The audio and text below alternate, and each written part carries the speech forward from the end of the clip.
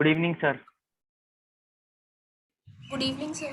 Good evening बेटा, good evening.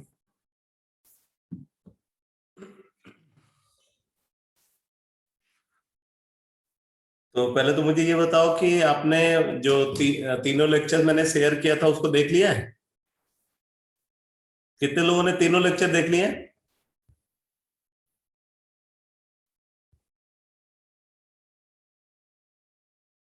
कुशल ने देख लिया है, और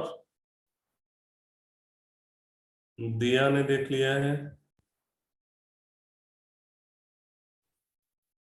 दीक्षांत ने देख लिया है। ओके, दो लेक्चर कितने लोगों ने देख लिया? First two lecture?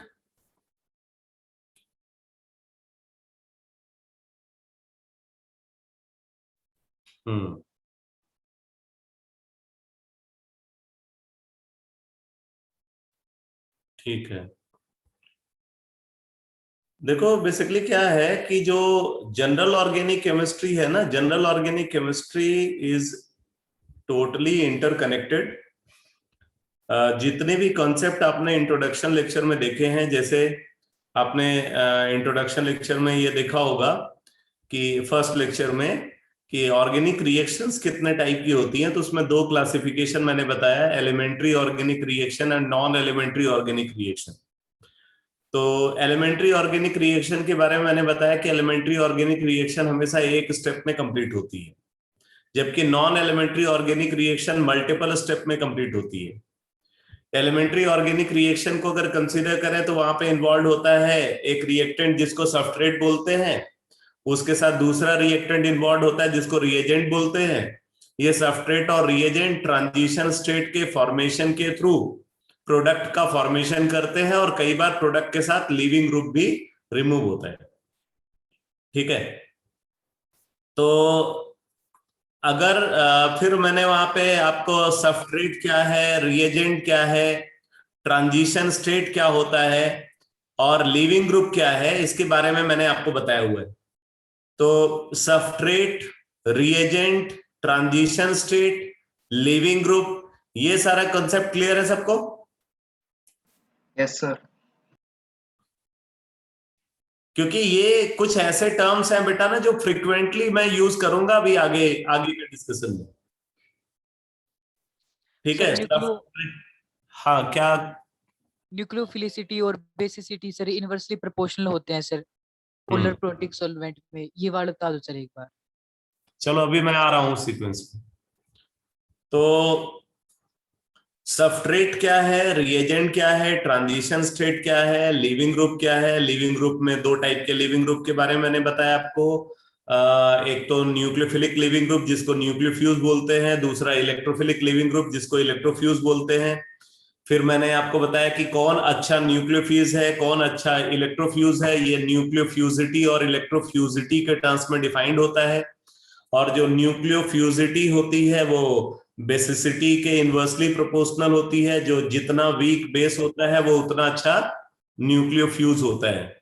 उसी तरीके से जो इलेक्ट्रोफ्यूजिटी है वो ल्यूइस एसिडिक स्ट्रेंथ के इनवर्सली प्रोपोर्शनल होती है। जो वीकेस्ट इलेक्ट्रोफ्यूज है, वीकेस्ट इलेक्ट्रोफ्यूज वो मतलब जो वीकेस्ट इलेक्ट्रोफाइल है या वीकेस्ट ल्यूइस एसिड है वो बेस्ट इलेक्ट्रोफ्यूज होगा। तो इस तरीके से मैंने वहां पे आपको इलेक्ट्रोफ्यूजिटी और न्यूक्लियोफ्यूजिटी के बारे में बताया है। फिर उसके बाद मैंने डिस्कस किया नॉन एलिमेंट्री रिएक्शन को। नॉन एलिमेंट्री रिएक्शन में भी आपने देखा होगा सबस्ट्रेट का इन्वॉल्वमेंट, रिएजेंट का इन्वॉल्वमेंट, ट्रांजिशन स्टेट का इन्वॉल्वमेंट, और उसके साथ एक नया टर्म वहां पे आ जाता है जिसको बोलते हैं रिएक्शन इंटरमीडिएट। और फिर वो रिएक्शन इंटरमीडिएट के फॉर्मेशन के थ्रू फाइनली वो एक और पहले क्या होता है, सबस्ट्रेट और रिएजेंट आपस में कंबाइन करते हैं, पहला ट्रांजिशन स्टेट बनता है। फिर वो ट्रांजिशन स्टेट रिएक्शन इंटरमीडिएट में कन्वर्ट होता है। फिर वो रिएक्शन इंटरमीडिएट एक और ट्रांजिशन स्टेट का फॉर्मेशन करते हुए प्रोडक्ट में कन्वर्ट होता है, और समटाइम्स प्रोडक्ट के साथ लिविंग ग्रुप भी रिमूव होता है। तो अब इसमें एक नया टर्म आता है, वो है रिएक्शन इंटरमीडिएट।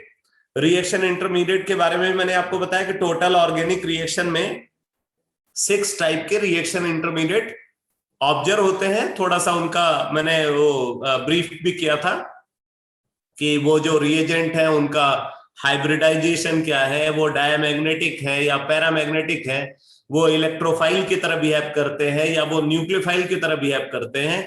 तो ये सारी बात जो है मैंने वहां पे डिस्कस किया है कि नहीं? इंट्रोडक्शन लेक्चर में ये सब आपने देखा है ना?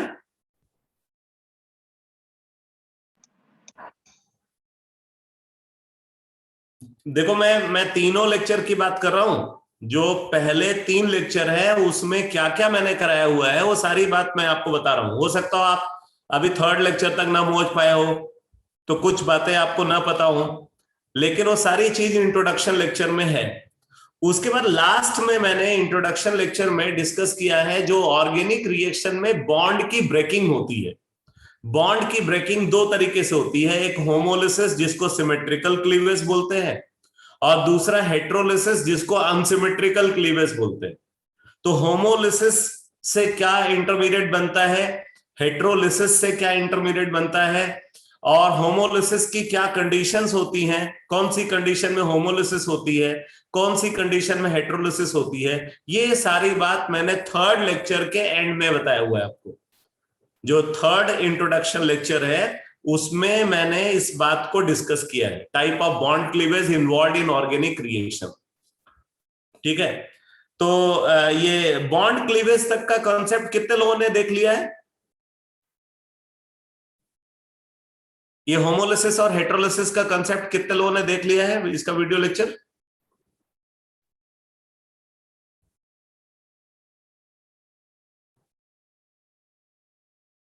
ओके,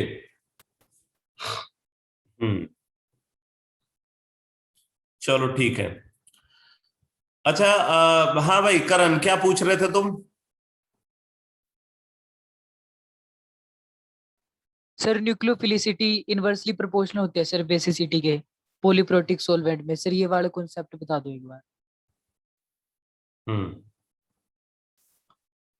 बेसिकली जो न्यूक्लियोफिलिसिटी, जैसे हमने बोला था कि जो इलेक्ट्रोफिलिसिटी है, electrophilicity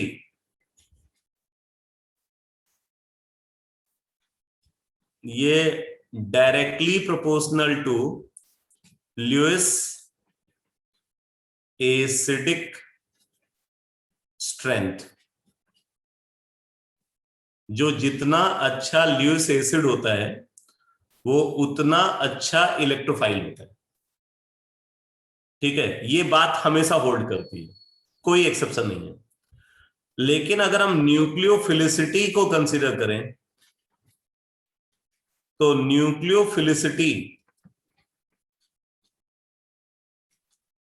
is directly proportional to Lewis basic strength.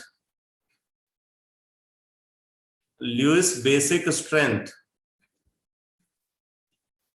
ये भी होता है और sometimes inversely proportional to Lewis basic strength भी होता है। अब ये सब कुछ सॉल्वेंट पे डिपेंड करता है। ठीक है, तो nucleophilicity is directly proportional to Lewis basic strength. ये ऑब्जर्व होता है in polar protic solvent, in polar protic, in polar aprotic solvent. ये ऑब्जर्व होता है in polar aprotic solvent. Polar aprotic solvent का क्या मतलब है? Non polar. अच्छा, पोलर एप्रोटिक सॉल्वेंट का मतलब नॉन पोलर सॉल्वेंट होता है। इसमें हाइड्रोजन ना हो, जिसमें हाइड्रोजन ना हो। अच्छा, जो हाइड्रोजन बॉन्डिंग ना कर सकता हो। हाँ, तो ये सही आंसर है। जो हाइड्रोजन बॉन्डिंग नहीं कर सकता उसको पोलर एप्रोटिक सॉल्वेंट बोलते हैं। ठीक है, हाइड्रोजन हो या ना हो ये कोई कंडीशन नहीं है। बेसिकली उसको हाइड्रोजन बॉन्डिंग में पार्टिसिपेट नहीं करना चाहिए। एक ऐसा सॉल्वेंट जो हाइड्रोजन बॉन्डिंग में पार्टिसिपेट नहीं कर सकता उसको पोलर एप्रोटिक सॉल्वेंट बोलते हैं। और एक ऐसा सॉल्वेंट जो हाइड्रोजन बॉन्डिंग में पार्टिसिपेट करता है उसको पोलर प्रोटिक सॉल्वेंट बोलते हैं। ठीक है, तो अगर पोलर ए प्रोटिक सॉल्वेंट है तो पोलर ए प्रोटिक सॉल्वेंट में nucleophilicity is directly proportional to Lewis basic strength. अब इसके पीछे वजह क्या होती है? Basically polar aprotic solvent nucleophile के साथ इंटरैक्ट नहीं कर सकता। जैसे मान लो हमारे पास एक न्यूक्लियोफाइल है फ्लोराइड आयन, ठीक है, फ्लोराइड आयन है, ये न्यूक्लियोफाइल है। अब हमारे पास सॉल्वेंट है वाटर, वाटर यहां पे सॉल्वेंट। तो अब देखो क्या होगा, वाटर के अंदर ये जो हाइड्रोजन है, इस हाइड्रोजन पे पार्शियल पॉजिटिव चार्ज और ऑक्सीजन पे पार्शियल नेगेटिव चार्ज प्रेजेंट होता है, because water is a polar molecule. ठीक है, water is a polar molecule, तो यहां पे हाइड्रोजन पे पार्शियल पॉजिटिव चार्ज और ऑक्सीजन पे पार्शियल नेगेटिव चार्ज प्रेजेंट होता है। अगर हम फ्लोरीन को कंसीडर करें तो फ्लोरीन के ऊपर आपके देख रहे हो नेगेटिव चार्ज है, तो ये एक आयन है और ये एक डाइपोल है, तो इनके बीच में एक स्ट्रॉन्ग इंटरैक्शन ऑब्जर्व होगा जो आयन डाइपोल इंटरैक्शन बोला जाएगा। तो यहां पे आयन डाइपोल इंटरैक्शन ऑब्जर्व होता है जो कि हाइड्रोजन बॉन्डिंग से भी स्ट्रॉन्ग इंटरैक्शन। ठीक है, हाइड्रोजन बॉन्डिंग से भी स्ट्रॉन्ग इंटरैक्शन। ठीक है, अगर हम यहां पे कंसीडर करते हैं, मान लो फ्लोराइड आयन के साथ, फ्लोराइड आयन के साथ हमने कंसीडर किया इस सॉल्वेंट को डाई मिथाइल फॉर्मामाइड। हमारे पास सॉल्वेंट है डाई मिथाइल फॉर्मामाइड, ये एक पोलर एप्रोटिक सॉल्वेंट। ये कैसा सॉल्वेंट है? It is a polar aprotic solvent. ठीक है, dimethyl formamide is a polar aprotic solvent, क्योंकि ये हाइड्रोजन बॉन्डिंग नहीं कर सकता। हाइड्रोजन बॉन्डिंग क्यों नहीं कंसीडर कर सकता? क्योंकि यहां पे आप देख रहे हो जो हाइड्रोजन कनेक्टेड है वो हाइड्रोजन किसके साथ अटैच है? एक लेस इलेक्ट्रोनेगेटिव एटम कार्बन के साथ। ठीक है, ये वाला हाइड्रोजन आप देखो लेस इलेक्ट्रोनेगेटिव एटम कार्बन के साथ अटैच है, जबकि हाइड्रोजन बॉन्डिंग में पार्टिसिपेट करने के लिए हाइड्रोजन को हाईली इलेक्ट्रोनेगेटिव एटम जैसे नाइट्रोजन, ऑक्सीजन या फ्लोरीन से अटैच होना चाहिए। तो क्योंकि यहां पे जो मॉलिक्यूल के अंदर हाइड्रोजन प्रेजेंट है वो इन तीनों में से किसी एटम के साथ अटैच नहीं है, इसलिए ये मॉलिक्यूल हाइड्रोजन बॉन्डिंग नहीं कर सकता। ये बात समझ में आ रही है बेटा?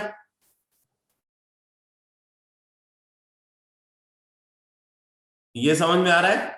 ये हाइड्रोजन बॉन्डिंग नहीं कर सकता। ठीक है, अच्छा अब देखो यहां पे क्या है, ये जो ऑक्सीजन है, ऑक्सीजन पे पार्शियल नेगेटिव चार्ज है और कार्बन पे पार्शियल पॉजिटिव चार्ज है। कार्बन पे पार्शियल पॉजिटिव चार्ज इसलिए भी है क्योंकि इस नाइट्रोजन पे भी पार्शियल नेगेटिव चार्ज है। तो हम ये बोल सकते हैं कि भाई यहां पे मान लो Δ1 नेगेटिव चार्ज है और यहां पे Δ2 नेगेटिव चार्ज है, तो इसलिए कार्बन पे टोटल अगर देखेंगे तो कार्बन पे टोटल चार्ज होगा Δ1 प्लस Δ2 पॉजिटिव। ठीक है, Δ1 प्लस Δ2 पॉजिटिव चार्ज कार्बन पे होगा। अब ध्यान देना, जब फ्लोराइड आयन यहां पे इंटरैक्ट करेगा तो फ्लोराइड आयन किससे इंटरैक्ट करेगा? फ्लोराइड आयन इंटरैक्ट करेगा इस कार्बन के साथ जिसपे पॉजिटिव चार्ज है। ठीक है, फ्लोराइड आयन अट्रैक्ट होगा इस कार्बन की तरफ जिसपे पॉजिटिव चार्ज है, क्योंकि इस पे नेगेटिव चार्ज है। Unlike charges attract each other. Fluoride ion oxygen या नाइट्रोजन के साथ रिपेल होगा क्योंकि इन पे क्या है? पार्शियल नेगेटिव चार्ज है। तो फ्लोराइड आयन को स्टेबलाइज कर सकता है ये कार्बन, लेकिन कार्बन के साथ प्रॉब्लम क्या है? कार्बन के साथ प्रॉब्लम ये है कि ये क्राउडेड रीजन के अंदर लाई कर रहा है।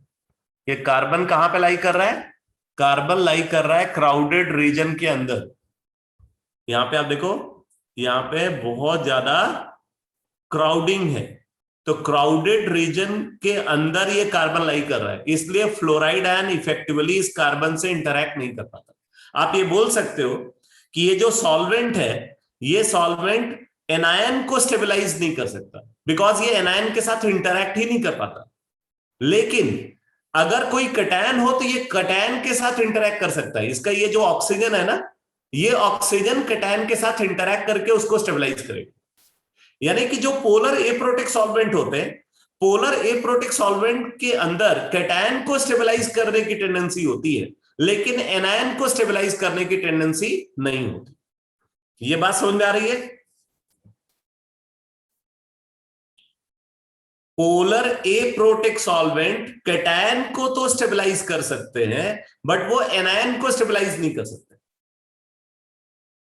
क्योंकि ये जो ऑक्सीजन आप यहां पे देख रहे हो, ऑक्सीजन फ्री है, क्राउडेड रीजन से बाहर है, तो ये कैटायन के साथ इंटरैक्ट करेगा।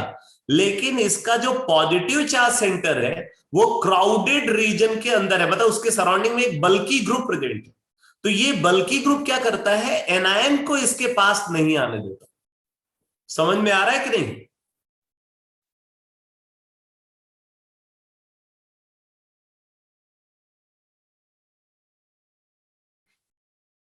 ठीक है, तो इसलिए ये एनायन को स्टेबलाइज नहीं कर पाता। पोलर एप्रोटिक सॉल्वेंट एनायन को स्टेबलाइज नहीं कर पाता है, वो कैटायन को स्टेबलाइज कर सकता है। जबकि अगर हम पोलर प्रोटिक सॉल्वेंट को कंसीडर करें, जैसे वाटर है, तो वाटर जो है ये एनायन और कैटायन दोनों को स्टेबलाइज कर सकता है। तो polar protic solvent can stabilise cation and anion both, whereas polar aprotic solvent can stabilize only cation। ठीक है, इस बात को आप नोट भी कर सकते हो कॉपी में। Polar protic solvent can stabilise, polar protic solvent can stabilise cation and anion both। polar protic solvent can stabilize cation and anion both।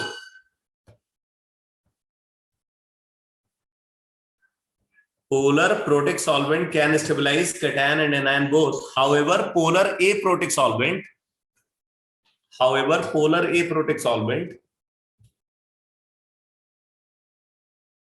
can stabilize cation only, can stabilize cation only। ठीक है, अब देखो, अब आगे क्या situation बनती है। बोलते हैं कि ये फ्लोराइड आयन एक छोटा एनायन है, इसकी सरफेस चार्ज डेंसिटी ज्यादा है। फ्लोराइड आयन की सरफेस चार्ज डेंसिटी ज्यादा है, तो सरफेस चार्ज डेंसिटी ज्यादा होने की वजह से ये बहुत सारे वाटर मॉलिक्यूल के साथ इंटरैक्ट करता है, और वाटर मॉलिक्यूल के साथ ये स्ट्रॉन्ग बॉन्ड का फॉर्मेशन करता है। ये जो आयन डाइपोल इंटरैक्शन ऑब्जर्व होता है, ये एक स्ट्रॉन्ग इंटरैक्शन है। वैसा नहीं कि ये प्राइमरी बॉन्ड जैसा स्ट्रॉन्ग है जैसे कोवेलेंट बॉन्ड या आयनिक बॉन्ड होता है, बट अगर हम सेकेंडरी इंटरैक्शंस को कंसीडर करें तो उनमें ये एक स्ट्रॉन्गेस्ट इंटरैक्शन होता है, आयन डाइपोल इंटरैक्शन। ठीक है, तो फ्लोराइड आयन की सरफेस चार्ज डेंसिटी ज्यादा है।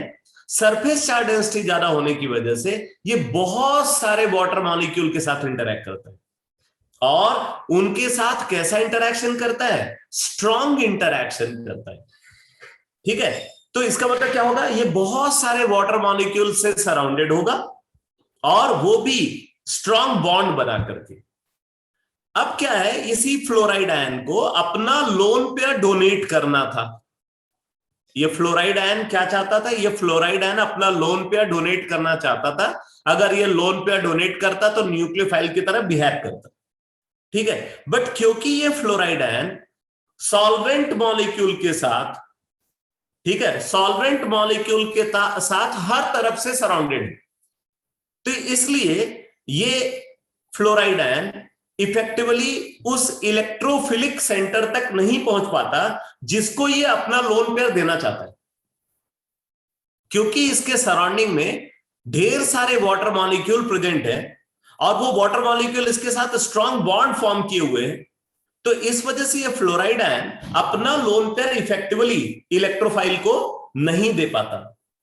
इससे क्या होता है, इससे इसकी न्यूक्लियोफिलिसिटी कम हो जाती है। ठीक है, तो पोलर प्रोटिक सॉल्वेंट अगर होगा तो पोलर प्रोटिक सॉल्वेंट जो कि इसको इफेक्टिवली स्टेबलाइज कर रहा है वो इसकी न्यूक्लियोफिलिसिटी को कम कर देता है। अब ये बात समझ में आ रही है आपको?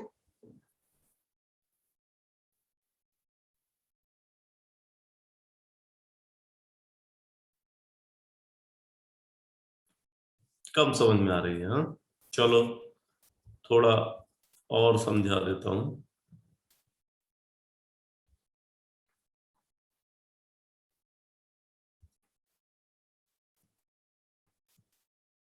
ये फ्लोराइड आयन है। अब ये क्या करता है, ये वाटर के साथ इंटरैक्ट करता है।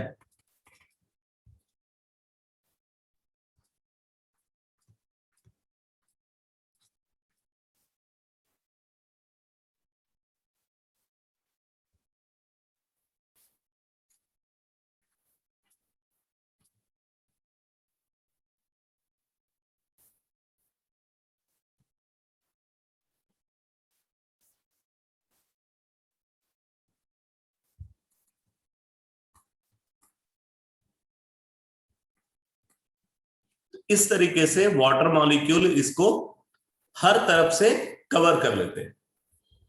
ठीक है, वाटर मॉलिक्यूल इसको कवर कर लेते हैं, और क्योंकि वाटर मॉलिक्यूल ने इसके साथ स्ट्रॉन्ग बॉन्ड बना रखा है तो ये वहां से हटते भी नहीं। तो इसका रिजल्ट ये होता है कि फ्लोरीन अपना लोन पेयर को इलेक्ट्रोफाइल को डोनेट नहीं कर पाता, और इलेक्ट्रोफाइल को अगर ये अपना लोन पेयर नहीं दे पा रहा है तो ऑब्वियसली ये न्यूक्लियोफाइल की तरह इफेक्टिवली बिहेव नहीं कर पाता, तो इससे इसकी न्यूक्लियोफिलिसिटी कम हो जाती है। ऐसा पोलर एप्रोटिक सॉल्वेंट में नहीं होगा, क्योंकि पोलर एप्रोटिक सॉल्वेंट इसको स्टेबलाइज ही नहीं कर पाएगा, इसको सॉल्वेट ही नहीं कर पाएगा, यानी कि ये फ्री होगा वहां पे, और अगर ये फ्री होगा तो अपना लोन पेयर को इफेक्टिवली डोनेट कर पाएगा। तो अब ये बात समझ में आ रही है बेटा? Yes sir. सर फिर इसका बेसिसिटी से क्या रिलेशन है? अब बेसिसिटी से रिलेशन यही है कि आप देख रहे हो कि सॉल्वेंट बदल रहे, स्पीसीज वही है लेकिन उसका बिहेवियर अलग अलग है। सेम स्पीसीज को हम कंसीडर कर रहे हैं, सॉल्वेंट के अकॉर्डिंग वो अपना न्यूक्लियोफिलिसिटी में चेंज ला रहा है। एक सॉल्वेंट में वो एक अच्छा न्यूक्लियोफाइल है, दूसरे सॉल्वेंट में वो बुरा न्यूक्लियोफाइल है। तो अगर देखा जाए तो जैसे फ्लोराइड आयन की अगर हम बात करें तो फ्लोराइड आयन का कंजुगेट एसिड HF है, इसका कंजुगेट एसिड HF है। क्लोराइड आयन का कंजुगेट एसिड HCl है।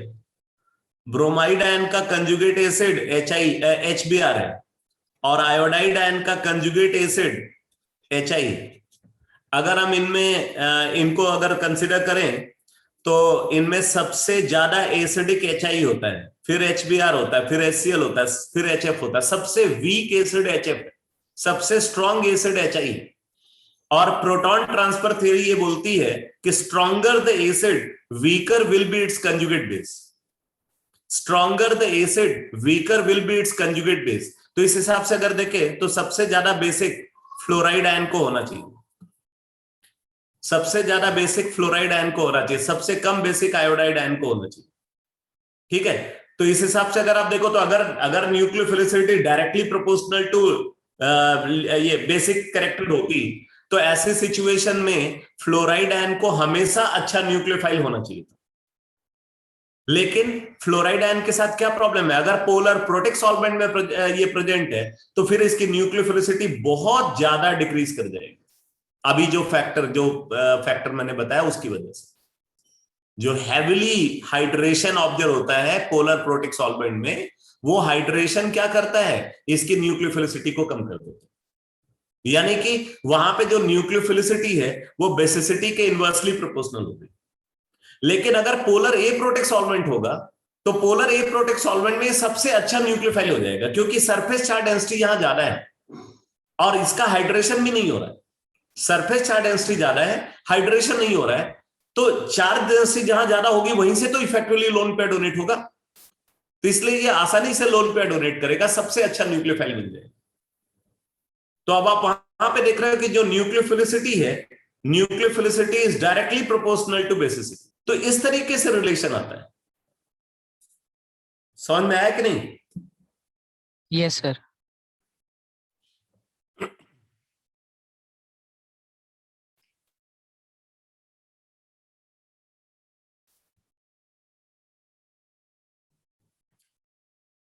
तो अब नेक्स्ट कॉन्सेप्ट डिस्कस करते हैं।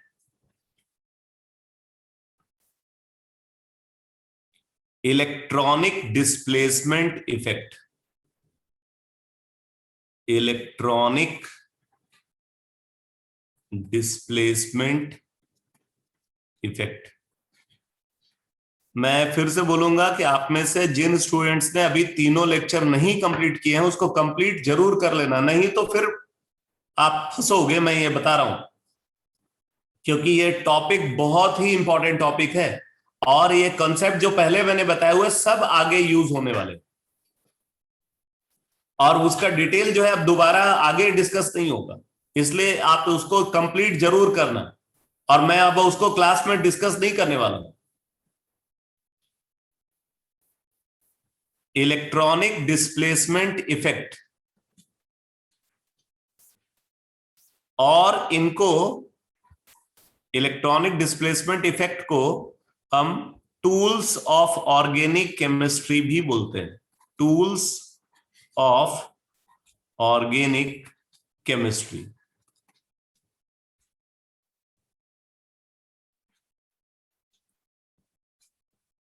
तो जो ऑर्गेनिक रिएक्शंस होती हैं, ऑर्गेनिक रिएक्शंस की एनालिसिस के लिए जो हम टूल्स यूज करते हैं, उन्हीं टूल्स को इलेक्ट्रॉनिक डिस्प्लेसमेंट इफेक्ट बोलते हैं।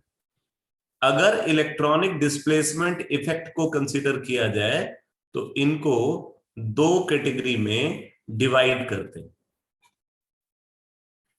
इलेक्ट्रॉनिक डिस्प्लेसमेंट इफेक्ट को दो कैटेगरी में डिवाइड करते हैं। Number 1, permanent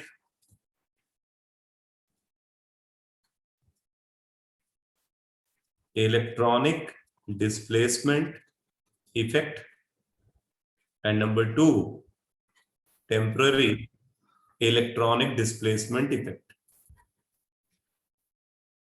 Temporary electronic displacement effect. तो ये दो क्लासिफिकेशन है इलेक्ट्रॉनिक डिस्प्लेसमेंट इफेक्ट के, जिनको हम टूल्स ऑफ ऑर्गेनिक केमिस्ट्री भी बोलते हैं। अब देखो, परमानेंट इलेक्ट्रॉनिक डिस्प्लेसमेंट इफेक्ट को अगर हम कंसिडर करें तो यहां पे फर्दर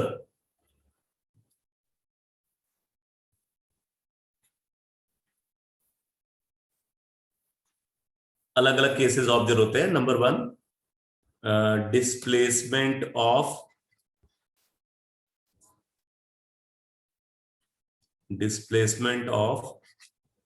सिग्मा इलेक्ट्रॉन पेयर। ठीक है, displacement of sigma electron pair. Number 2, displacement of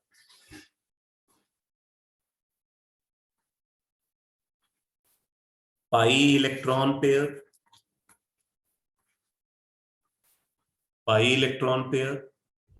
and number 3, displacement of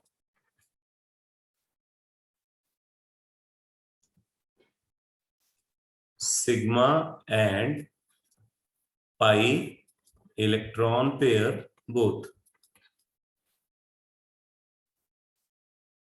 ठीक है, इस तरीके से परमानेंट इलेक्ट्रॉनिक डिस्प्लेसमेंट इफेक्ट के फर्दर 3 क्लासिफिकेशन ऑब्जर्व होते हैं। तो जहां पे सिग्मा इलेक्ट्रॉन पेयर का डिस्प्लेसमेंट होता है उसको हम बोलते हैं इंडक्टिव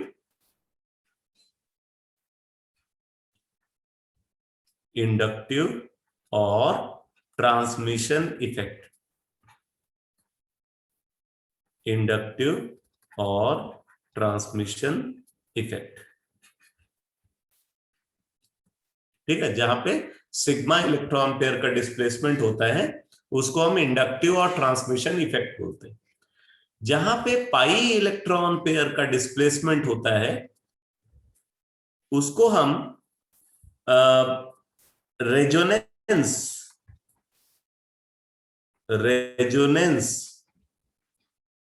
और मेसोमेरिक इफेक्ट बोलते हैं। मेसोमेरिक इफेक्ट,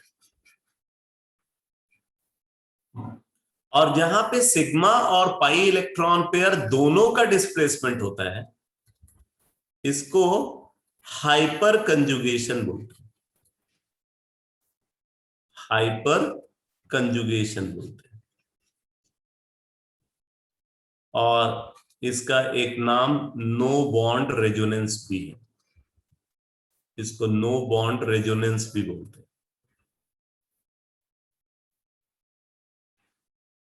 ठीक है, तो परमानेंट इलेक्ट्रॉनिक डिस्प्लेसमेंट इफेक्ट को अगर कंसीडर करें तो उसमें इंडक्टिव इफेक्ट को कंसीडर किया जाता है, रेजोनेंस और मेसोमेरिक इफेक्ट को कंसीडर किया जाता है, और हाइपर कंजुगेशन को कंसीडर किया जाता है।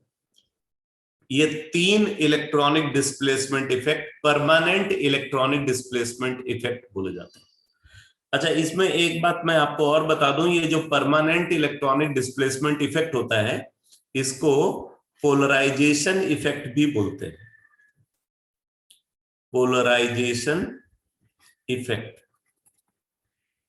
भी ये बोला जाता है। Polarisation effect. जबकि ये जो टेम्पररी इलेक्ट्रॉनिक डिस्प्लेसमेंट इफेक्ट है, टेम्पररी इलेक्ट्रॉनिक डिस्प्लेसमेंट इफेक्ट को पोलराइजेबिलिटी इफेक्ट बोलते हैं। Polarisability effect.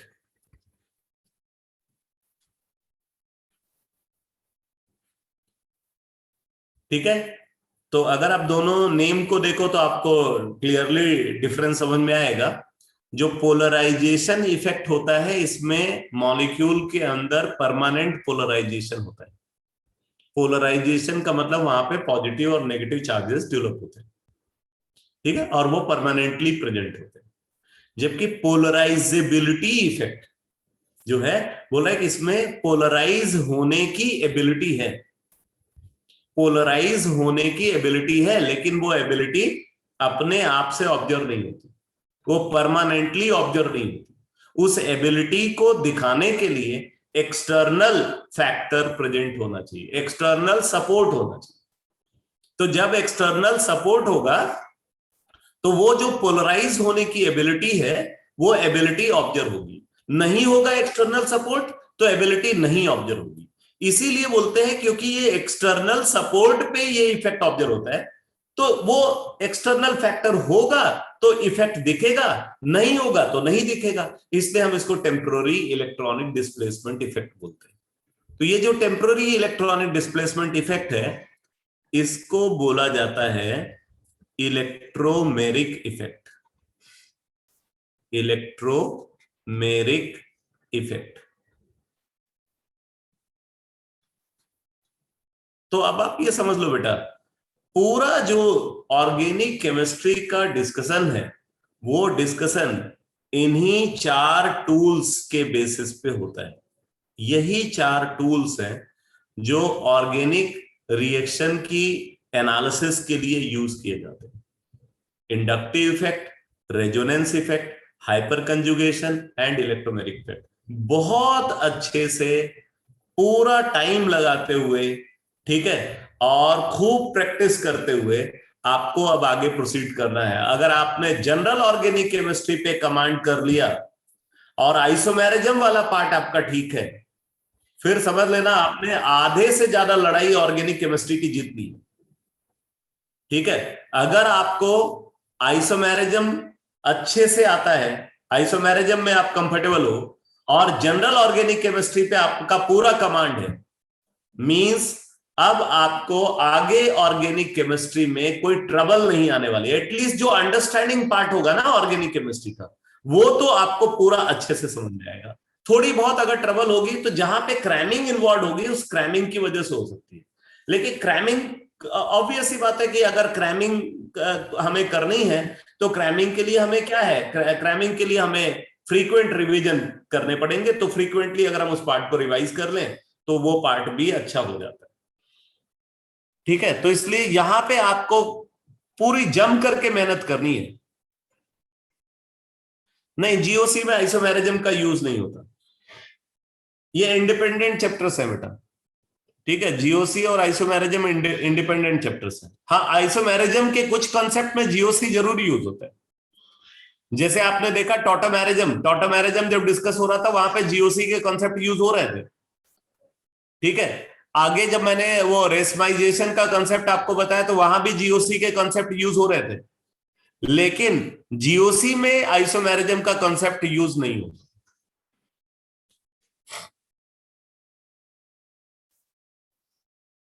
चलो अब आगे बढ़ते हैं। मैं सबसे पहले टेम्पोररी इलेक्ट्रॉनिक डिस्प्लेसमेंट इफेक्ट से स्टार्ट कर रहा हूं।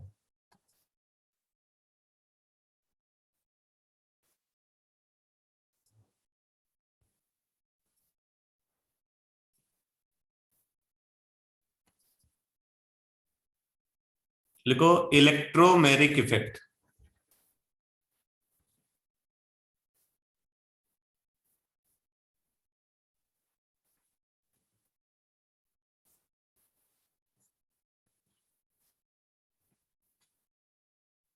Electromeric effect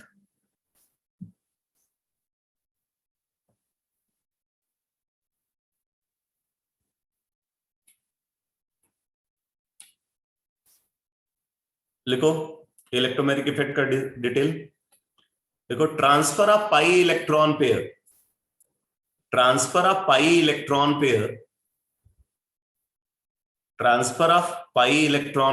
towards more electronegative atom. Transfer of pi electron pair towards more electronegative atom. Transfer of pi electron pair towards more electronegative atom. Transfer of pi electron pair towards more electronegative atom on the demand of attacking reagent. Transfer of pi electron pair towards more electronegative atom on the demand of attacking reagent. On the demand of attacking reagent.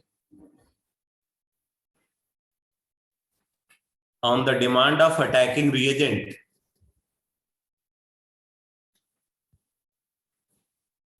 On the demand of attacking reagent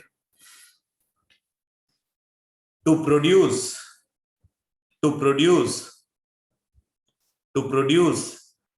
polarization effect. To produce polarization effect. To produce polarization effect inside the molecule.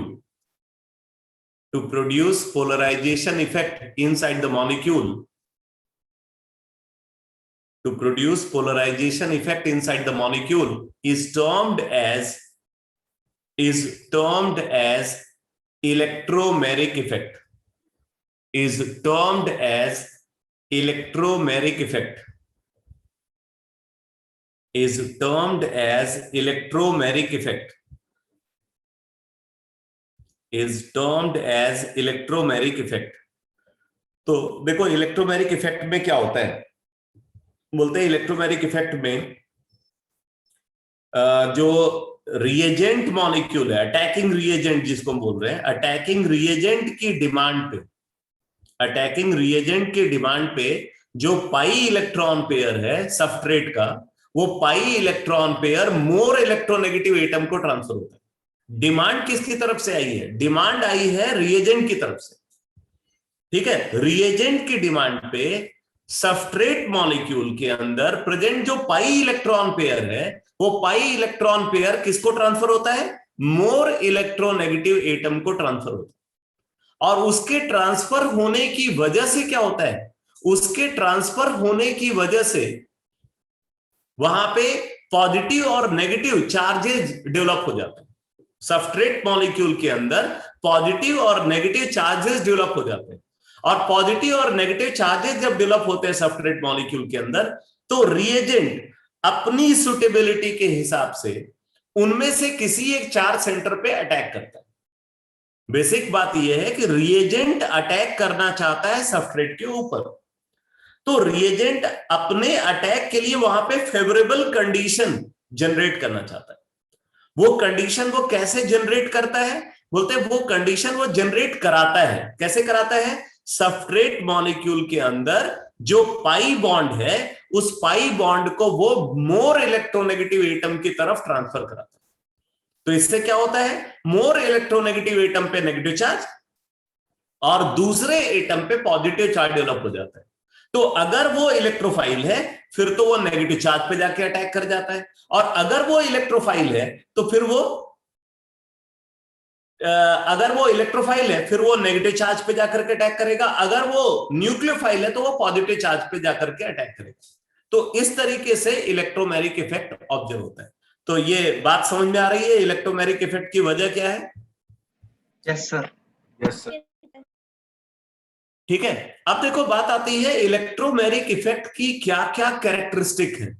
तो लिखो characteristic of electromeric effect. Characteristic of electromeric effect.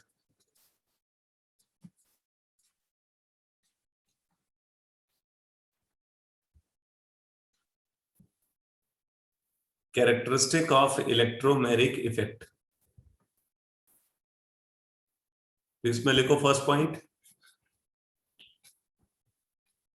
लिखो it is a temporary effect. It is a temporary effect. It is a temporary effect because it is a temporary effect because this effect is observed. It is a temporary effect because this effect is observed.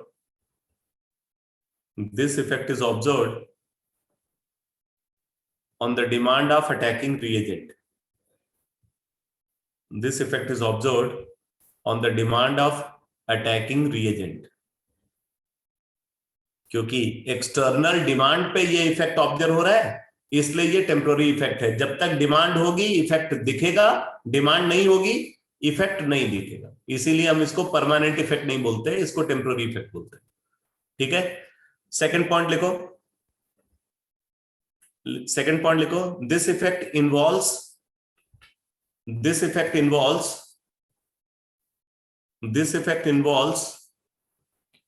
only the transfer of pi electron pair. This effect involves only the transfer of pi electron pair. However, sigma electron density remains unaffected. However, sigma electron density remains unaffected.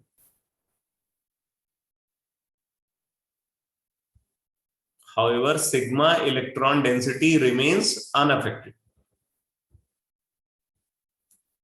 ठीक है, तो electromeric effect में हमेशा pi bond का transfer होता है, pi electron pair का transfer होता है। इसका मतलब है कि अगर किसी सबस्ट्रेट मॉलिक्यूल के अंदर पाई बॉन्ड नहीं है तो वहां पे इलेक्ट्रोमेरिक इफेक्ट नहीं ऑब्जर्व हो सकता। अगर सबस्ट्रेट मॉलिक्यूल के अंदर पाई बॉन्ड नहीं है, सिर्फ सिग्मा बॉन्ड प्रेजेंट है, तो वहां पे इलेक्ट्रोमेरिक इफेक्ट नहीं ऑब्जर्व होगा। तो इस तीसरा पॉइंट लिख लो, लिखो electromeric effect is observed, electromeric effect is observed only in, electromeric effect is observed only in pi bonded molecule. Electromeric effect is observed only in pi bonded molecule such as alkene, alkyne,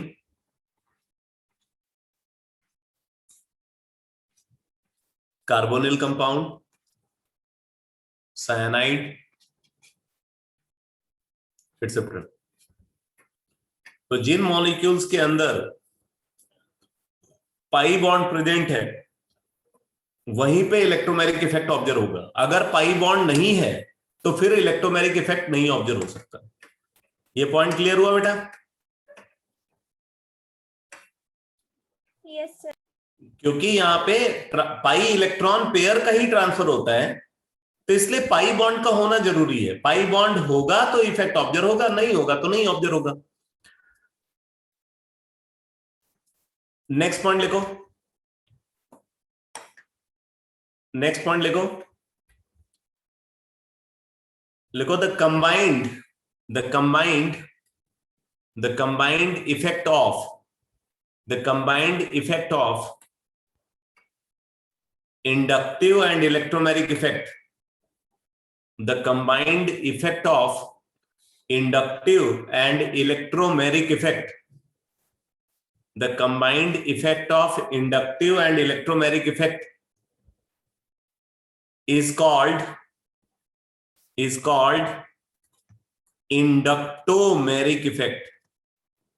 Inductomeric effect. अगर कहीं पे inductive और electromeric effect दोनों observe हो रहे हैं तो हम बोलेंगे वहां पे इंडक्टोमेरिक इफेक्ट ऑब्जर्व हो रहे हैं। अब जैसे मैं एक एग्जांपल के थ्रू आपको बताता हूं। फॉर एग्जांपल हमारे पास एक एल्कीन है, अगर हमने इस एल्कीन को कंसिडर किया प्रोपीन, ठीक है, और इस एल्कीन के ऊपर एक इलेक्ट्रोफाइल का हम अटैक कराना चाहते हैं, तो बात आती है कि इलेक्ट्रोफाइल कहां अटैक करेगा। तो आप बोलोगे कि इलेक्ट्रोफाइल वहां अटैक करेगा जहां इलेक्ट्रॉन डेंसिटी ज्यादा है। अब इलेक्ट्रॉन डेंसिटी, अभी तो आपको यहाँ पे ऐसा नहीं दिख रहा है कि कहीं पे इलेक्ट्रॉन डेंसिटी ज्यादा है। अब यहाँ पे आता है इलेक्ट्रोमैग्नेटिक इफेक्ट का रोल, ठीक है। तो और इलेक्ट्रोमैग्नेटिक इफेक्ट की डायरेक्शन क्या होगी ये डिसाइड करेगा इंडक्टिव इफेक्ट। कैसे डिसाइड करेगा, देखो यहाँ पे एक मिथाइल ग्रुप है, जितने भी एल्काइल ग्रुप होते हैं वो हमेशा इलेक्ट्रॉन डोनेटिंग होते हैं। All alkyl group are electron donating, ठीक है।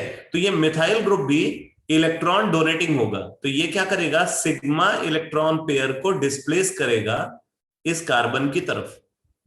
ये सिग्मा इलेक्ट्रॉन पेयर को इस कार्बन की तरफ डिस्प्लेस करेगा, तो उससे क्या होगा, यहां पे इलेक्ट्रॉन डेंसिटी बढ़ जाएगी। अगर इलेक्ट्रॉन डेंसिटी बढ़ेगी तो इलेक्ट्रोनेगेटिविटी कम हो जाएगी, यानी कि ये वाला जो कार्बन आप देख रहे हो ये कार्बन लेस इलेक्ट्रोनेगेटिव हो जाएगा। तो अगर ये लेस इलेक्ट्रोनेगेटिव है तो नेचुरल सी बात है कि ये वाला कार्बन मोर इलेक्ट्रोनेगेटिव हो जाएगा। अब अगर आपको पता चल गया कि जो पाई बॉन्डेड एटम है उनमें कौन कम इलेक्ट्रोनेगेटिव और कौन ज्यादा इलेक्ट्रोनेगेटिव है, तो फिर इलेक्ट्रोमैग्नेटिक इफेक्ट की डायरेक्शन डिसाइड हो गई। इलेक्ट्रोमैग्नेटिक इफेक्ट में पाई इलेक्ट्रॉन पेयर का ट्रांसफर हमेशा मोर इलेक्ट्रोनेगेटिव एटम को होता है, तो इसलिए ये पाई इलेक्ट्रॉन पेयर इस कार्बन को ट्रांसफर होगा। और अगर ये इस कार्बन को ट्रांसफर होगा तो यहां पे पॉजिटिव चार्ज और यहां पे नेगेटिव चार्ज डेवलप हो जाएगा, यानी कि ऐसी सिचुएशन ऑब्जर्व होगी।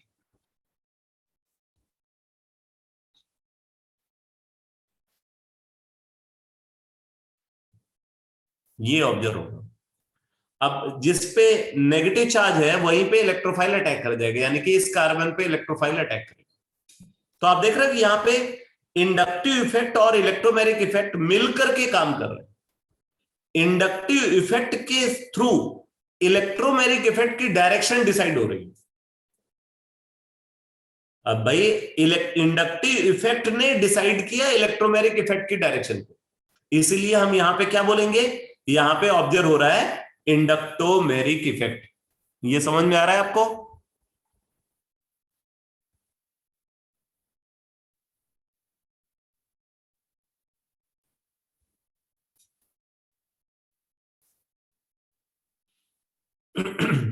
अब देखो इसमें एक बात और इंपॉर्टेंट है कि अगर कई बार क्या होता है ना कि इंडक्टिव इफेक्ट और इलेक्ट्रोमैग्नेटिक इफेक्ट एक दूसरे के अपोजिट डायरेक्शन में ऑपरेट होते हैं। तो अगर इंडक्टिव इफेक्ट और इलेक्ट्रोमैग्नेटिक इफेक्ट एक दूसरे के अपोजिट डायरेक्शन में ऑपरेट हो रहे हैं तो फिर वहां पे हमेशा इलेक्ट्रोमैग्नेटिक इफेक्ट डोमिनेट करेगा। आप इस बात को लिख लो, कैरेक्टरिस्टिक में लिख लो, if inductive effect and electromagnetic effect, if inductive effect and electromagnetic effect, if inductive effect and electromagnetic effect operates in opposition to each other.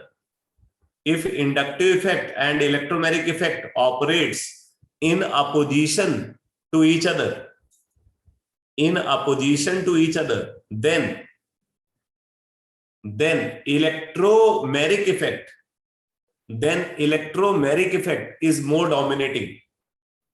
Then electromagnetic effect is more dominating. Then electromagnetic effect is more dominating. ठीक है. अब जैसे देखो, मान लो ये compound है NO2 CHO.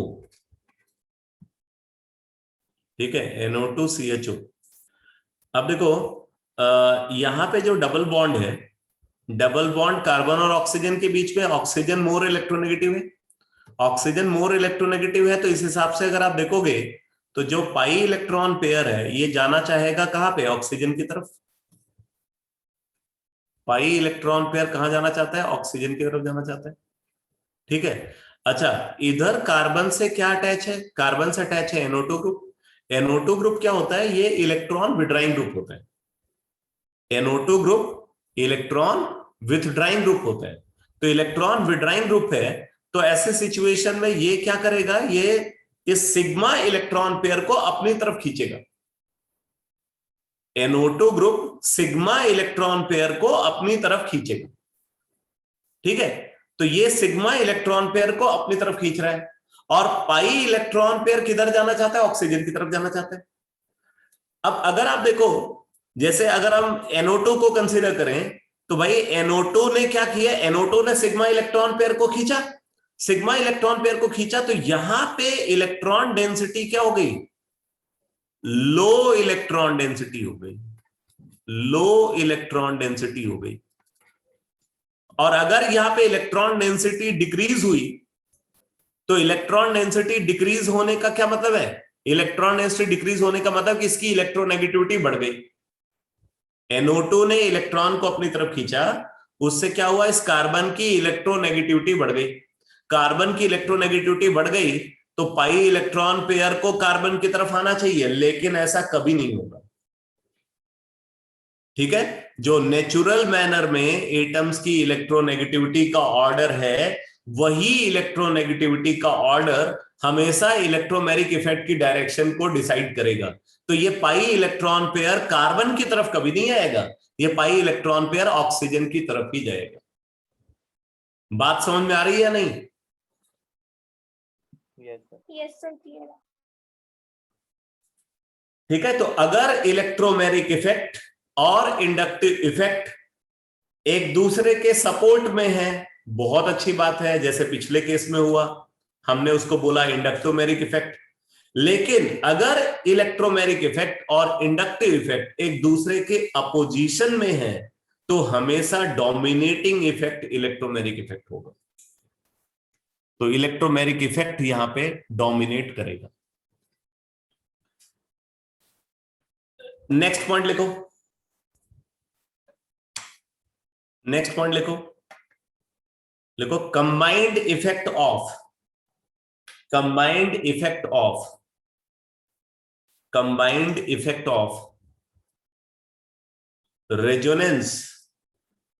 resonance, combined effect of resonance and electromagnetic effect.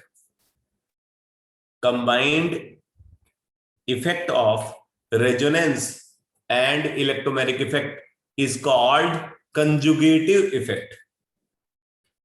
Is called conjugative effect. Is called conjugative effect. जैसे हम बार बार बोलते हैं ना कि यहाँ पे कंजुगेशन है, यहाँ पे कंजुगेशन नहीं है, तो वो जो कंजुगेशन या कंजुगेटिव इफेक्ट की वजह से इलेक्ट्रॉन का ट्रांसफर होता है, वो इलेक्ट्रॉन ट्रांसफर जो है रेजोनेंस और इलेक्ट्रोमैग्नेटिक इफेक्ट का कंबाइंड रिजल्ट. ठीक है. वहां पे रेजोनेंस और इलेक्ट्रोमैग्नेटिक इफेक्ट कंबाइंडली जो है वो ऑपरेट होते हैं, और उनका जो कंबाइंड इफेक्ट है उसको कंजुगेटिव इफेक्ट बोलते हैं। तो ये बात क्लियर हुई बेटा? यस। जैसे हम ना रेजोनेंस में क्या करते हैं, वो एरो को घुमाते जाते हैं, इलेक्ट्रॉन का ट्रांसफर कराते जाते हैं, तो उसके लिए जो हम एरो यूज कर रहे हैं, जो प्रोसेस यूज कर रहे हैं, वो इलेक्ट्रोमैग्नेटिक इफेक्ट है। नेक्स्ट पॉइंट लिखो, नेक्स्ट पॉइंट लिखो, electromagnetic effect. Electromagnetic effect is represented, electromagnetic effect is represented, electromagnetic effect is represented by putting a curly arrow. Electromagnetic effect is represented by putting a curly arrow. Electromagnetic effect is represented by putting a curly arrow pointed towards more electronegative atom, pointed towards more electronegative atom. ठीक है, more electronegative atom की तरफ हमेशा ये arrow का head होगा। इसको हमेशा कर्ली एरो से रिप्रेजेंट करेंगे, और इस एरो का जो हेड होगा वो किधर पॉइंटेड होगा? मोर इलेक्ट्रोनेगेटिव एटम की तरफ पॉइंटेड होगा। जैसे अगर हम कंसीडर कर रहे हैं C डबल बॉन्ड O को, तो C डबल बॉन्ड O, यहां पे जब इलेक्ट्रोमैग्नेटिक इफेक्ट ऑब्जर्व होगा तो एरो का हेड ऑक्सीजन की तरफ होगा, मोर इलेक्ट्रोनेगेटिव एटम की तरफ। तो ये सब कैरेक्टरिस्टिक है इलेक्ट्रोमैग्नेटिक इफेक्ट की। अब आप नोट करो classification of electromagnetic effect. Classification of electromagnetic effect.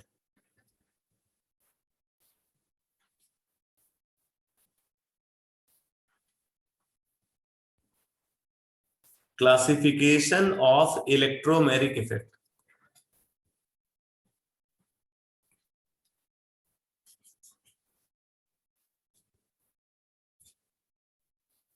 Classification of electromagnetic effect.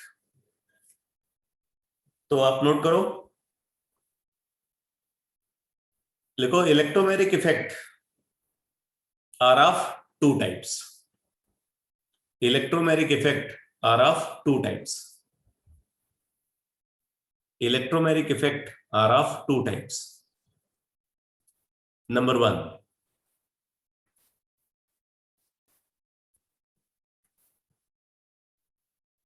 plus E effect.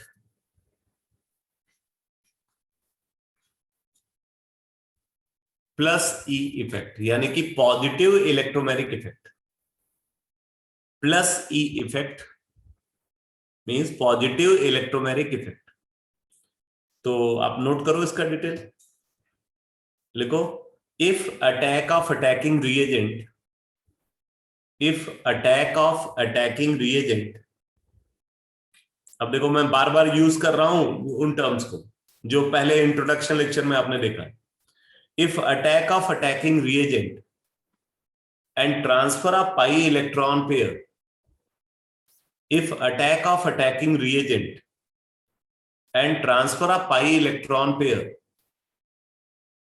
if attack of attacking reagent and transfer of pi electron pair occurs on same atom, occurs on same atom, if attack of attacking reagent and transfer of pi electron pair occurs on same atom, then plus E effect is observed. Then plus E effect is observed. Plus E effect is observed. आगे लिखो, आगे लिखो, this effect is observed during the attack of, this effect is observed during the attack of, this effect is observed during the attack of electrophile on substrate molecule. Electrophile on substrate molecule. This effect is observed during the attack of electrophile on substrate molecule. तो जब substrate molecule पे electrophile attack करता है तब plus E effect observe होता है। जैसे देखो, हमने अगर इस सबस्ट्रेट को कंसीडर किया है, इसके अंदर पाई बॉन्ड है, सबस्ट्रेट के ऊपर हम इलेक्ट्रोफाइल का अटैक करा रहे हैं, यहां पे इलेक्ट्रोफाइल का अटैक करा रहे हैं। अब इलेक्ट्रोफाइल की डिमांड पे क्या होगा, देखो ये आर ग्रुप है, एल्काइल ग्रुप है, तो इलेक्ट्रॉन डोनेटिंग होगा, तो इसलिए ये कार्बन मोर इलेक्ट्रोनेगेटिव होगा, ये टर्मिनल वाला कार्बन मोर इलेक्ट्रोनेगेटिव होगा, और अगर ये मोर इलेक्ट्रोनेगेटिव होगा तो पाई इलेक्ट्रॉन पेयर इस तरीके से ट्रांसफर होगा। तो पाई इलेक्ट्रॉन पेयर इस कार्बन को ट्रांसफर होगा, यहां पे डेवलप होगा नेगेटिव चार्ज, और क्योंकि यहां पे नेगेटिव चार्ज डेवलप हो रहा है इसलिए इलेक्ट्रोफाइल भी इसी कार्बन पे अटैक करेगा। तो आप क्या देख रहे हो, जिस एटम को पाई इलेक्ट्रॉन पेयर ट्रांसफर हो रहा है उसी एटम पे अटैकिंग रिएजेंट का अटैक भी हो रहा है। तो क्योंकि पाई इलेक्ट्रॉन पेयर का ट्रांसफर और अटैकिंग रिएजेंट का अटैक सेम एटम पे हो रहा है, इसलिए हम इस फिनोमेना को क्या बोलेंगे, क्या बोलेंगे इसको, plus E effect. Plus E effect बोलेंगे।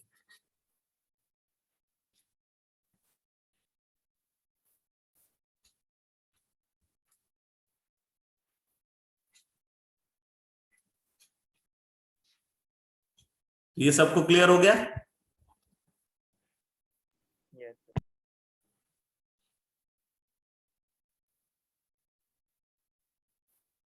तो प्लस ई इफेक्ट तभी ऑब्जर्व होगा जब सबस्ट्रेट के ऊपर इलेक्ट्रोफाइल का अटैक होगा। जब सबस्ट्रेट के ऊपर इलेक्ट्रोफाइल का अटैक होगा तो हमेशा प्लस ई इफेक्ट ऑब्जर्व होगा।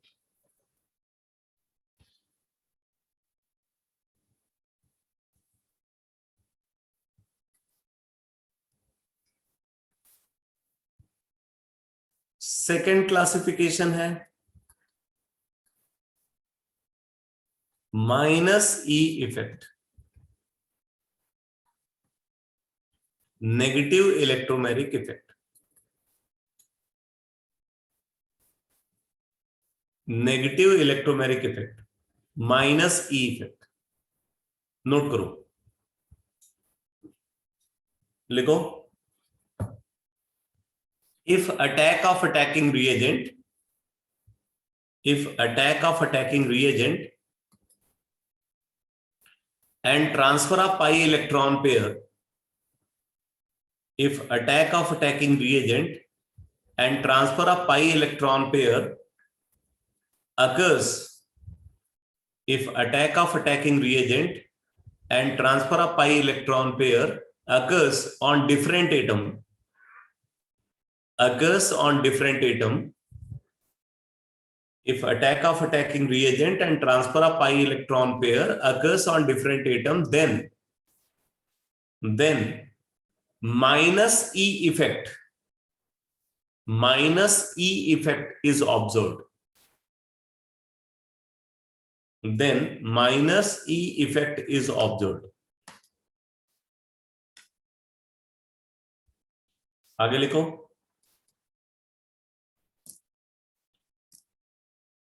This effect is observed. This effect is observed when attack of nucleophile. This effect is observed when attack of nucleophile.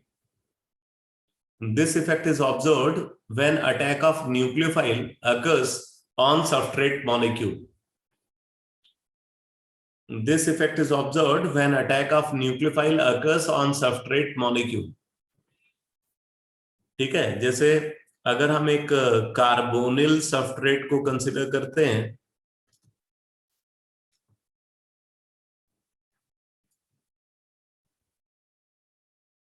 मान लो ये सबस्ट्रेट है,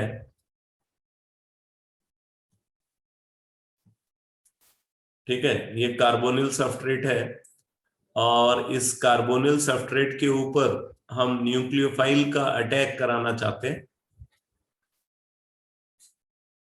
ठीक है, इस पर न्यूक्लियोफाइल का अटैक कराना चाहते हैं तो पहले यहाँ पे इलेक्ट्रोमेरिक इफेक्ट ऑब्जर्व होगा। इलेक्ट्रोमेरिक इफेक्ट की डायरेक्शन ये होगी, तो इससे ऑक्सीजन पे नेगेटिव चार्ज डेवलप होगा, कार्बन पे पॉजिटिव चार्ज डेवलप होगा। न्यूक्लियोफाइल हमेशा पॉजिटिव चार्ज सेंटर पे अटैक करेगा, यानी कि न्यूक्लियोफाइल का अटैक कहां हो रहा है, कार्बन पे। और पाई इलेक्ट्रॉन पेयर किसको ट्रांसफर हो रहा है, ऑक्सीजन को। तो आप देख रहे हो पाई इलेक्ट्रॉन पेयर ऑक्सीजन को ट्रांसफर हो रहा है, रिएजेंट कार्बन पे अटैक कर रहा है। तो दो अलग अलग एटम पे ये सब कुछ ऑब्जर्व हो रहा है, इसीलिए हम इसको -E इफेक्ट बोलेंगे।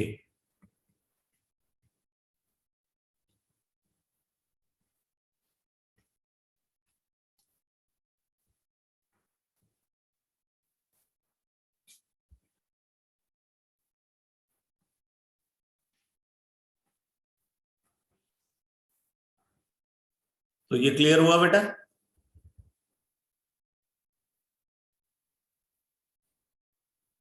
+E इफेक्ट और -E इफेक्ट का क्लासिफिकेशन समझ में आया? Yes sir.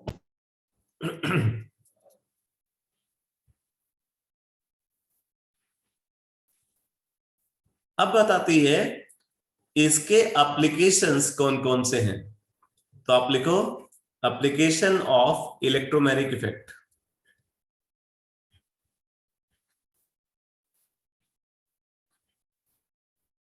Application of electromagnetic effect.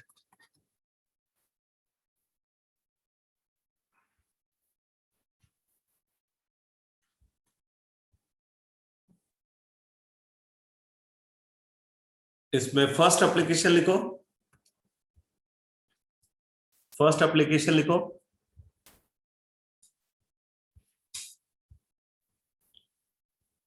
In electrophilic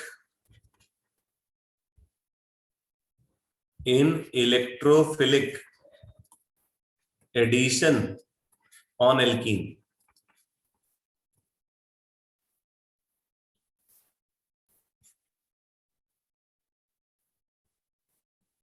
in electrophilic addition on alkene.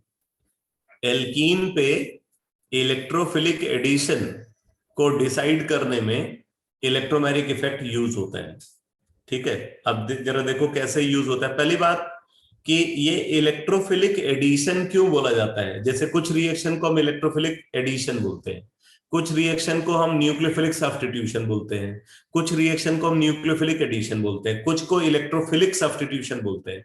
तो ये क्लासिफिकेशन कैसे होता है, तो अगर हम किसी रिएक्शन का क्लासिफिकेशन कर रहे हैं तो क्लासिफिकेशन के लिए पहले तो हम देखेंगे प्रोडक्ट क्या बन रहा है। प्रोडक्ट जो बन रहा है वो एडिशन प्रोडक्ट है या सब्स्टिट्यूशन प्रोडक्ट है, तो उससे डिसाइड होगा कि वो एडिशन है या सब्स्टिट्यूशन है। जैसे एडिशन में क्या होता है बेटा, एडिशन मैंने आपको स्टार्टिंग में बताया भी होगा।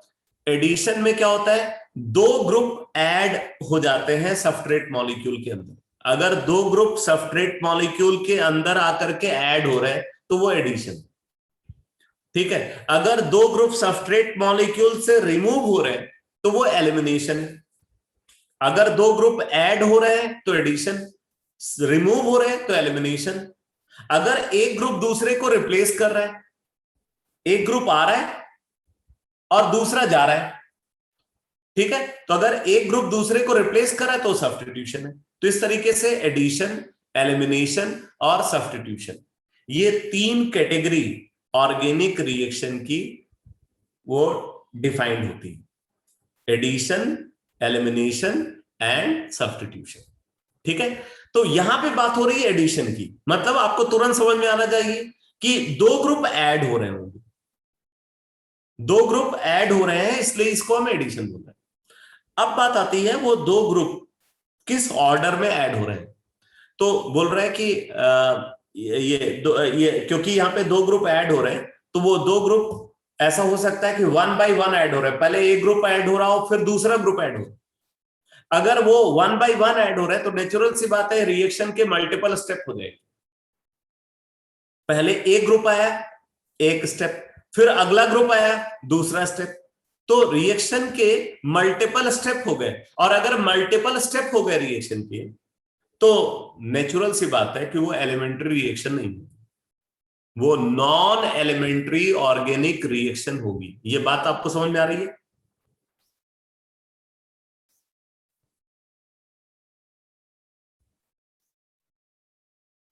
एलिमेंट्री और नॉन एलिमेंट्री ऑर्गेनिक रिएक्शन जो मैंने स्टार्टिंग में क्लासिफिकेशन बताया था, उसी को तो मैं यहां पे बता रहा हूं आपको कि अगर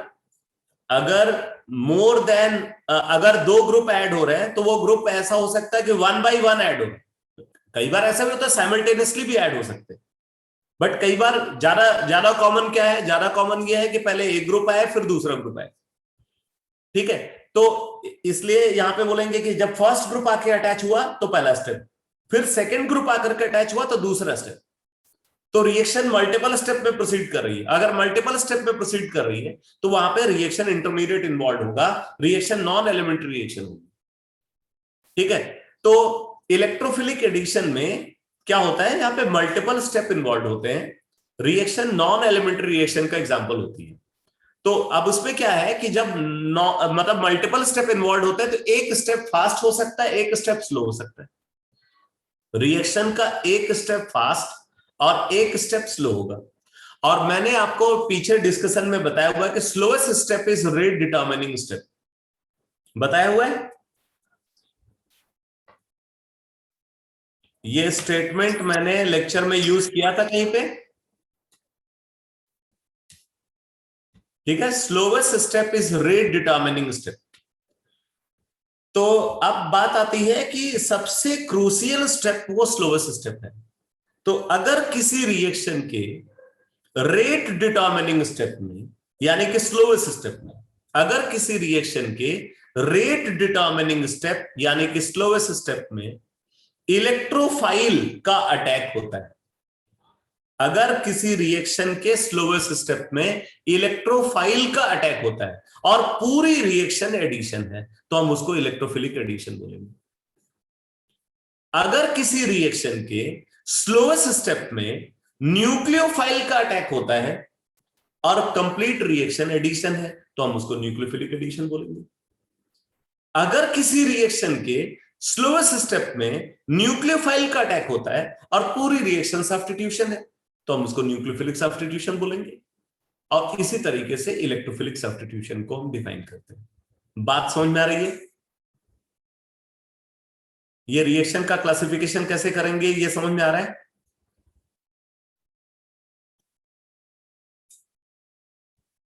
तो आप नोट कर लो, लिखो, classification of a reaction is done. Classification of a reaction is done. Classification of a reaction is done. Classification of a reaction is done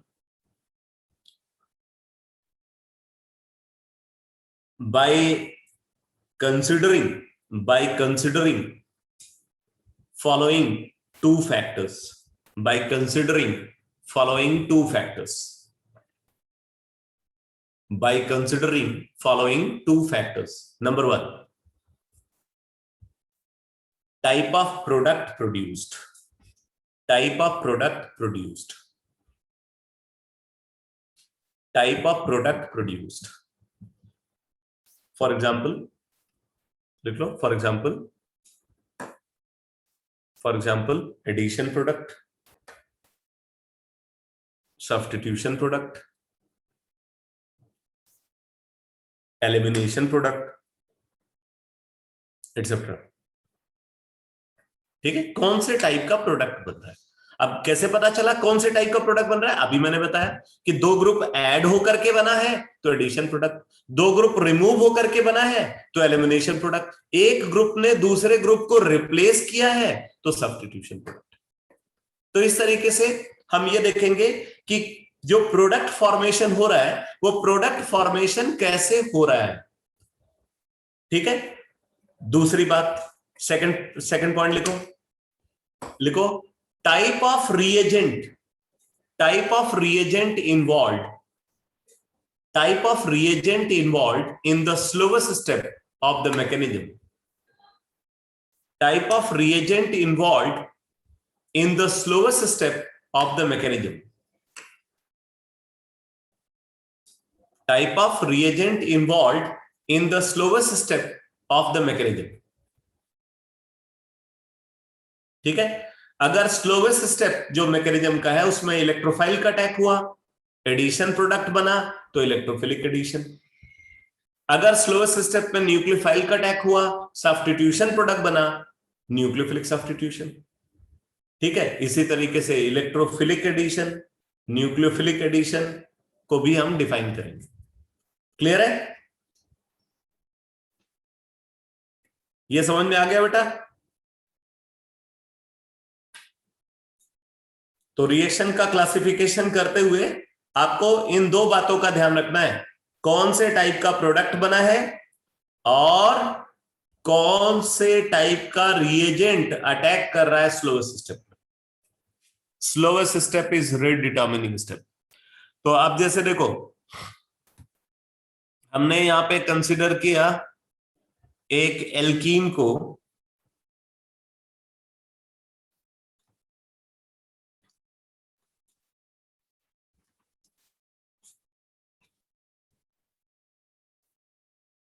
electrophile का अटैक करा रहा है एल्कीन के ऊपर।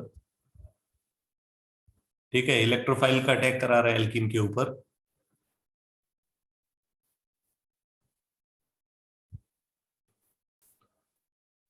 तो ये स्टेप जो है रिएक्शन का स्लो स्टेप है, इससे फॉर्म हुआ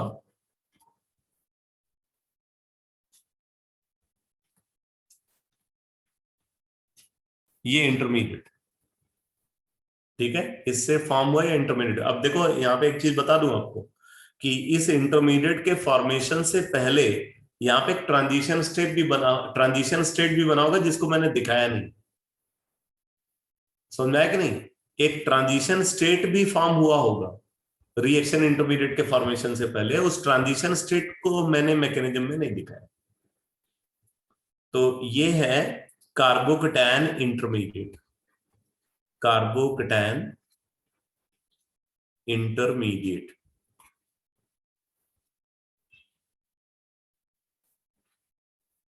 तो आप देख रहे हो कि इलेक्ट्रोफाइल अटैक कहां करेगा, कौन डिसाइड कर रहा है? इलेक्ट्रोमेरिक इफेक्ट डिसाइड कर रहा है।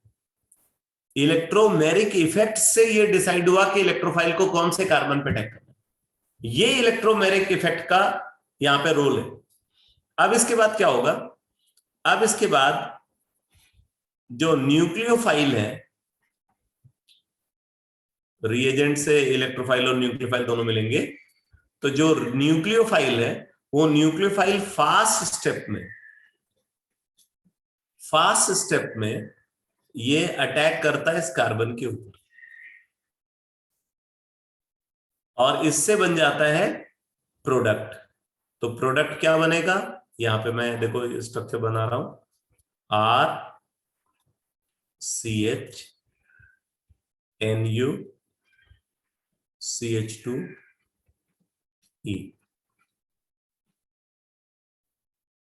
तो ये प्रोडक्ट बने। तो आप देख रहे हो कि यहां पे दो ग्रुप आकर के जुड़ रहे हैं सबस्ट्रेट से, एक ये वाला ग्रुप अटैच हो रहा है और एक ये वाला ग्रुप अटैच हो रहा है।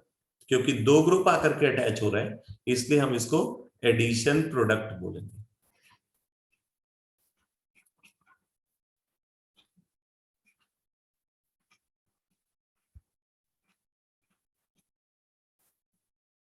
ये पूरा कॉन्सेप्ट अच्छे से समझ में आ गया सबको?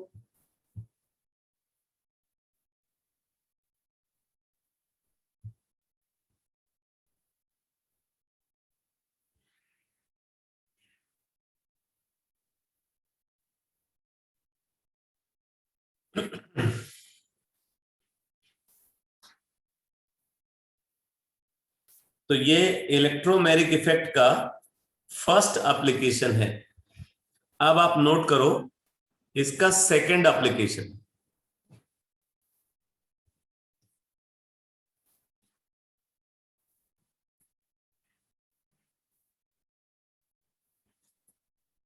सेकंड एप्लीकेशन लिखो, in nucleophilic addition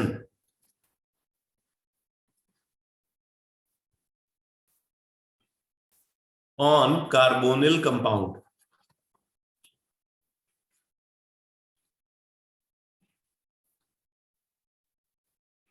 in nucleophilic addition on carbonyl compound. तो अब जैसे देखो हमारे पास एक कार्बोनिल कंपाउंड है,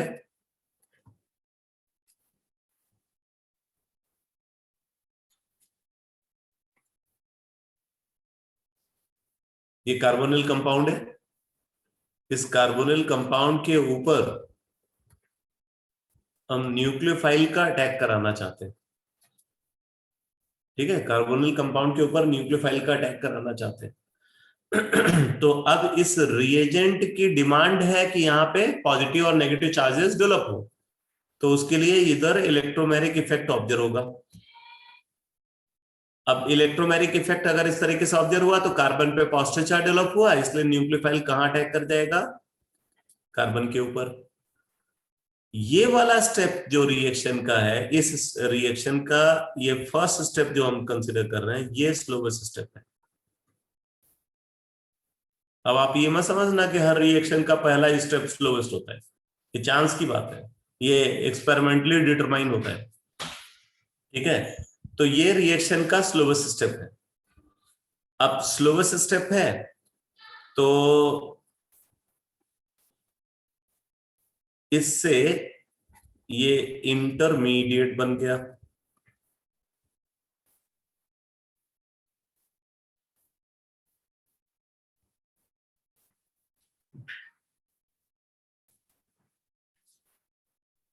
ठीक है, ये रिएक्शन इंटरमीडिएट बन गया।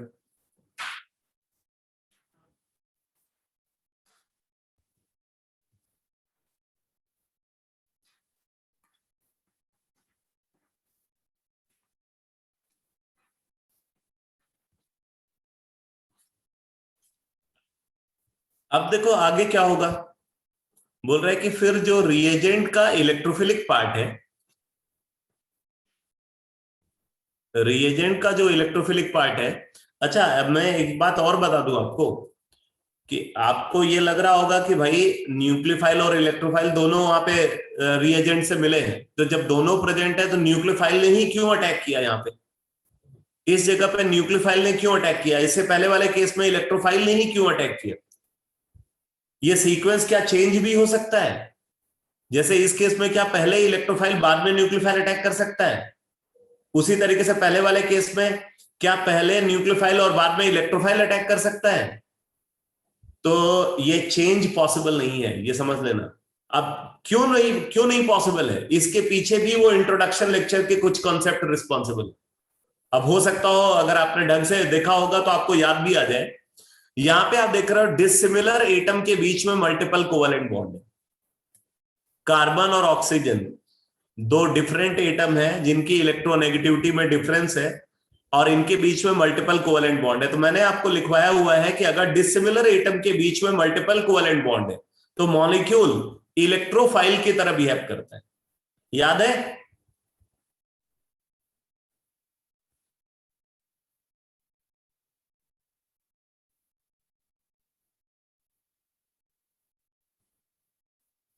अगर डिसिमिलर एटम के बीच में मल्टीपल कोवेलेंट बॉन्ड है तो मॉलिक्यूल इलेक्ट्रोफाइल की तरह बिहेव करता है। ये पॉइंट मैंने लिखवाया हुआ है क्लासिफिकेशन ऑफ इलेक्ट्रोफाइल में। तो क्योंकि यहां पे डिसिमिलर एटम के बीच में मल्टीपल कोवेलेंट बॉन्ड है इसलिए ये इलेक्ट्रोफाइल की तरह बिहेव कर रहा है, और क्योंकि ये इलेक्ट्रोफाइल है इसलिए इस पर न्यूक्लियोफाइल अटैक कर रहा है। जबकि मैंने आपको बताया हुआ कि अगर सिमिलर एटम के बीच में मल्टीपल कोवेलेंट बॉन्ड है तो मॉलिक्यूल न्यूक्लियोफाइल की तरह बिहेव करता है। तो पहले वाले केस में अगर आप देखो एल्कीन है, वहां पे दो कार्बन के बीच में मल्टीपल बॉन्ड प्रेजेंट था, तो सिमिलर एटम के बीच में मल्टीपल बॉन्ड प्रेजेंट था इसलिए वो न्यूक्लियोफाइल की तरह बिहेव करता है। और क्योंकि वो न्यूक्लियोफाइल है इसलिए उस पर अटैक किसका हुआ? इलेक्ट्रोफाइल का अटैक हुआ। ये बात समझ में आई आपको? Yes sir. मैं आपको ये बताना चाहता हूं कि आप इंट्रोडक्शन लेक्चर को सिर्फ इंट्रोडक्शन मत समझना, क्योंकि इंट्रोडक्शन ही अगर आपका खराब हो गया ना तो आपकी पूरी दुनिया लुट जानी है। तो इसलिए उसको सीरियसली लेना, लाइटली मत लेना। और किसी भी स्टूडेंट ने अगर गड़बड़ की है, अगर आपको नहीं रिकॉल किया, जो है अभी जैसे मैंने पूछा आपको नहीं याद आया, इसका मतलब है कि आपने ढंग से देखा नहीं लेक्चर को। तो आप उसको दोबारा से रिपीट कर लेना, क्योंकि वो कंसेप्ट बार बार यूज होने वाले हैं आगे। और यही चीज मैं बोल रहा हूं, यहीं से ऑर्गेनिक केमिस्ट्री के अंडरस्टैंडिंग स्टार्ट होती है। नहीं तो समझ लो कि आपका समझने वाला पार्ट तो खत्म है और रटने वाला पार्ट वैसे ही बड़ा मुश्किल है, तो फिर बहुत मुश्किल आ जाएगी आपके लिए। इसलिए एकदम स्टार्टिंग से संभल करके अच्छे से जैसे बता रहा हूं आप उस तरीके से काम करना, कहीं कोई लापरवाही नहीं होनी चाहिए बेटा। तो अब क्या होगा, अब ये जो इलेक्ट्रोफिलिक पार्ट है ये फास्ट स्टेप में अटैक करता है। कहां पे अटैक करेगा? इस ऑक्सीजन के ऊपर, ऑक्सीजन के ऊपर अटैक करेगा और इससे एडिशन प्रोडक्ट बन जाएगा।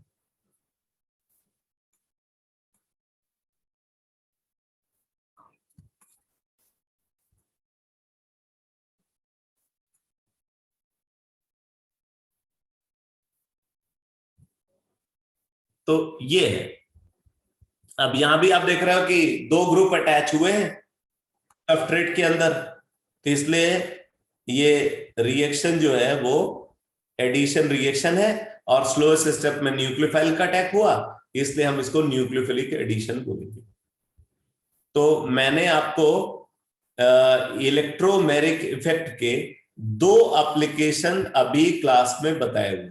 कौन कौन से दो एप्लीकेशन? पहला application in electrophilic addition on alkene, और दूसरा एप्लीकेशन मैंने बताया। अच्छा एक और बात समझ लेना, वहां पे सिर्फ एल्कीन पे एडिशन नहीं होता, एल्काइन पे भी एडिशन हो सकता है।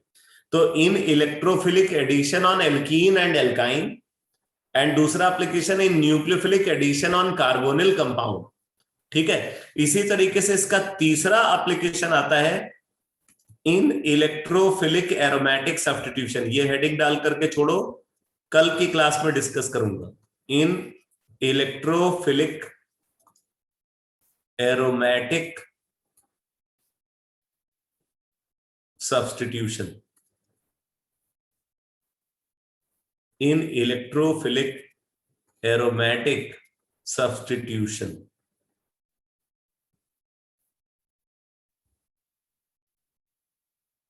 अभी प्रैक्टिस की बात मत करो, अभी तो शुरू हुआ है। ठीक है, थोड़ा सा चैप्टर को आगे बढ़ने दो, तब उसके बाद प्रैक्टिस आएगी। नेचुरल सी बात है, प्रैक्टिस के लिए आपको हिमांशु पांडे यूज करनी है। हिमांशु पांडे से ही आपको आइसोमेरिज्म भी पूरा कंप्लीट करना है। तो आप हिमांशु पांडे बुक परचेज कर लो और उसी से आपको करना है सब कुछ। बट थोड़ा कंसेप्ट को और आगे बढ़ने दो, अभी तो आप करोगे तो आपको कुछ मतलब जो है आप क्वेश्चन ढंग से सॉल्व नहीं कर पाओगे। तो अब नेक्स्ट क्लास में यहां से कंटिन्यू करेंगे। ओके,